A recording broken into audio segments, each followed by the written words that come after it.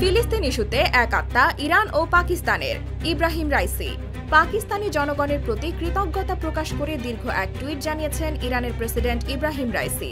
যেহেতু ফিলিস্তিন প্রশ্নে ইরান ও পাকিস্তান একই নীতিতে বিশ্বাসী, তাই সীমান্ত সংঘাত ভুলে অন্তত ইসরায়েল ইস্যুতে অবস্থান একই থাকছে তেহরান ও ইসলামাবাদের। পাশাপাশি ইসলাম ও ইসলামী নীতিকে ধারণ করার ক্ষেত্রেও একই মত পোষণ করে দুই দেশ। টুইটে এমনটাই জানিয়েছেন ইরানি প্রেসিডেন্ট। ঐতিহাসিকভাবে পাকিস্তান ও ইরানের মধ্যকার সম্পর্কে সুসময় ও দুঃসময় দুটোই ছিল। পাকিস্তানের জন্ম হবার পর থেকেই দুদেশ সম্পর্ক বজায় রাখে। তবে ১৯৭৯ সালের ইরান বিপ্লব এবং পাকিস্তানে ওয়াহাবি ধারার ইসলাম চর্চা বাড়তে থাকলে ইরান ও পাকিস্তানের মধ্যে অবিশ্বাস বাড়তে থাকে। এরপর নানা সময়ে নানা ইস্যুতে তেহরান ও ইসলামাবাদের মধ্যে টানাপোড়েন চলে আসছে। সীমান্তে জঙ্গি তৎপরতা নিয়েও দুই দেশ পরস্পরকে দোষারোপ করে আসছে।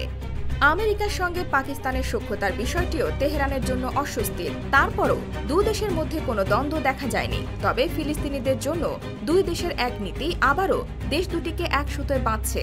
পুরো বিশ্ব যখন ইসরায়েলি বর্বরতায় নীরব, তখন এই দুই দেশ নজিরবিহীন প্রতিবাদ করেছে। পূর্ব খান ইউনিসে আবারও ইসরায়েলের তাণ্ডব। অন্যদিকে পাকিস্তানের প্রধানমন্ত্রী শাহবাজ শরীফ বলেন, অবরুদ্ধ গাজা উপত্যকায় ইসরায়েলি গণহত্যার ব্যাপারে তেহরান ও ইসলামাবাদ উদ্বেগ জানিয়েছে এবং দুদেশ অবিলম্বে এই যুদ্ধের অবসান চায়। তিনি জেরুজালেম আল কুদসকে রাজধানী করে একটি স্বাধীন ফিলিস্তিন রাষ্ট্র প্রতিষ্ঠা করার আহ্বান জানান।